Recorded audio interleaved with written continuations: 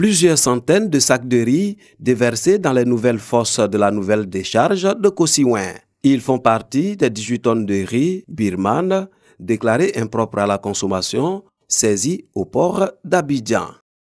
Tout ceci pour dire aux Ivoiriens que le gouvernement de Côte d'Ivoire est soucieux de la santé des Ivoiriens, est soucieux de la protection des consommateurs. Raison pour laquelle il a mis un dispositif en place afin que tous les produits qui rentrent en Côte d'Ivoire puissent respecter des normes. L'opération de destruction de ces 18 tonnes de riz avarié va se dérouler sur un mois dans le respect des règles environnementales. Suite aux contrôles qui ont été effectués, ces 18 000 tonnes de riz sont assimilées donc à des déchets ménagers et peuvent naturellement être valablement acceptés ici à Kosiouin. Les sacs ont été également brûlés à quelques kilomètres du village de Thomasé, non loin d'Azaguié. La Côte d'Ivoire aujourd'hui a un dispositif pour traiter ce genre de situation. Donc je voudrais rassurer nos populations, rassurer les consommateurs en leur disant que ce riz sera enfui et à jamais donc sorti de notre environnement. Il partira du port pour arriver directement ici au centre de valorisation et d'enfouissement technique de Kosiouin. Les organisations des consommateurs de Côte d'Ivoire ont salué cette opération qui vise à sauver la vie des millions de consommateurs ivoiriens. Ces 18 tonnes de riz avarié en provenance de la Birmanie via la Guinée et le Togo ont été saisies le 11 mars dernier au port d'Abidjan.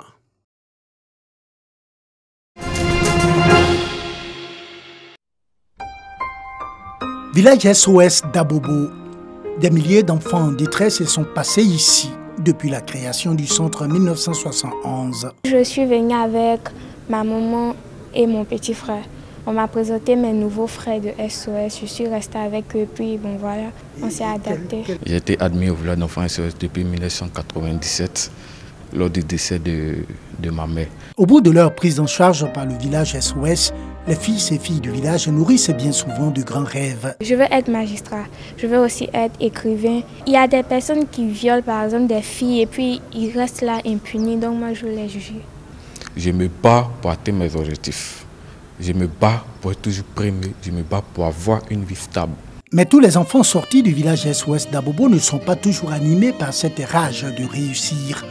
À la fin de leur prise en charge, 40% d'entre eux s'éloignent du droit chemin. Malgré tous les efforts qui sont faits pour assurer une prise en charge de qualité à nos enfants et jeunes, il y a des faiblesses à leur niveau en termes d'implication dans leur éducation, dans leur formation, au point où certains n'ont pas de projet de vie viable. D'où ce forum initié par le village SOS à leur intention et sur le thème « Un jeune résilient, citoyen autonome et utile au développement de son pays ». Aujourd'hui, l'État ivoirien développe beaucoup de programmes. Il est intéressant, il est important pour ces jeunes de pouvoir s'informer, pour pouvoir bénéficier de ces opportunités. Ils doivent savoir qu'ils vivent les mêmes histoires que tous les jeunes ivoiriens. Ce forum de 2 jours donne justement la parole aux jeunes du village SOS en vue de proposer des solutions face aux défis de leur autonomisation. Enjeu de ce conclave, aider ces jeunes du village SOS à avoir de l'ambition et un projet de vie. Chacun de nos enfants et jeunes a une histoire.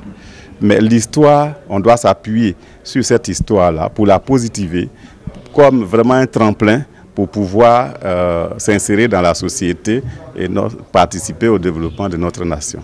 SOS Village d'enfants est une organisation non gouvernementale de développement social présente en Côte d'Ivoire depuis 1971. Elle offre aux enfants et jeunes orphelins, abandonnés et autres cas sociaux sur le long terme un toit, une famille et une éducation en vue de faire d'eux des adultes autonomes.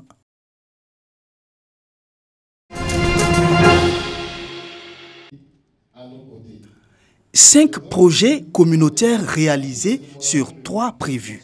5 formations internes, 2 sessions de cours officielles et 3 activités récréatives.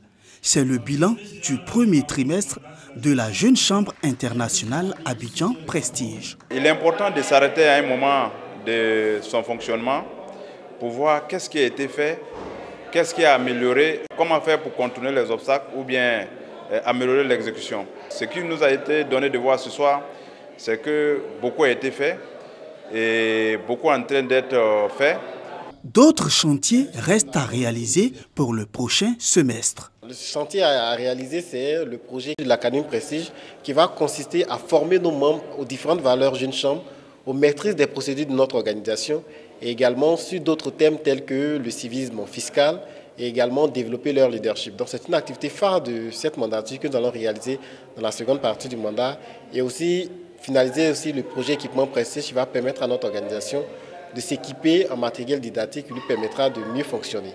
La Jeune Chambre internationale est une organisation non gouvernementale à but non lucratif qui œuvre pour le développement personnel de ses membres.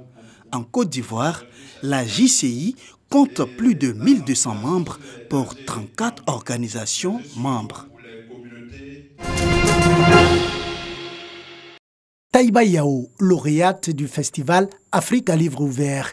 Sur 10 candidates en lice, elle a retenu l'attention du jury par sa maîtrise et la qualité de son art oratoire. J'ai participé parce que j'aime bien la lecture. Élève en classe de 4e dans un collège d'Abobo, Taïba Yao remporte des livres. Elle pourra continuer à se cultiver dans tous les domaines. Les critères sont les suivants. La diction, le rythme, la prononciation. Et donc, tous ces 3 éléments regroupés au sein de la lecture, puisqu'il y a la phase de lecture.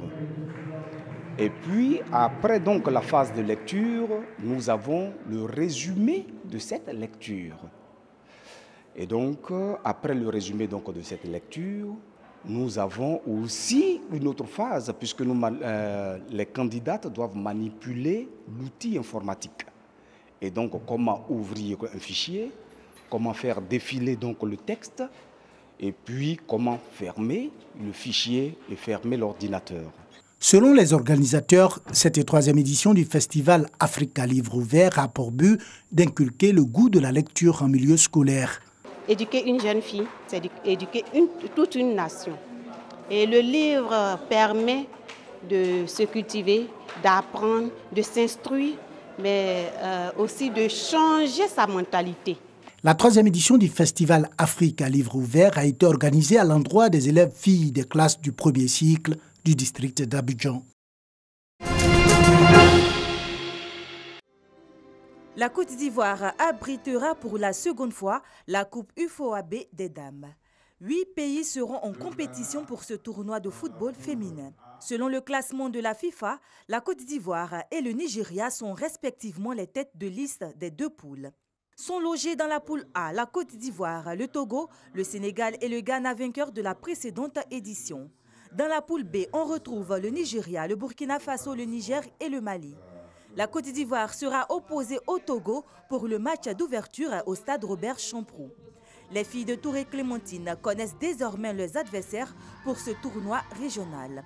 C'est un tournoi comme tout autre, nous nous préparons et nous allons aborder cette rencontre de la même manière que nous abordons toutes nos compétitions internationales. J'ai un groupe de joueuses très jeunes, elles sont très jeunes et elles sont pour la plupart à leur première sélection. Voilà, donc c'est des joueuses qui ont besoin d'expérience, qui ont besoin de jouer, qui ont besoin de s'aguerrir. Tirage favorable puisque c'est encore les mêmes équipes qui vont compétir, on se connaît déjà. J'espère que nous allons donner le meilleur de nous-mêmes, nos filles vont donner le meilleur d'elles-mêmes pour pouvoir vraiment avancer dans ce tournoi-là. Le tournoi se tiendra du 8 au 18 mai 2019 au stade Robert Champroux de Marcory et au Parc des Sports de Trècheville.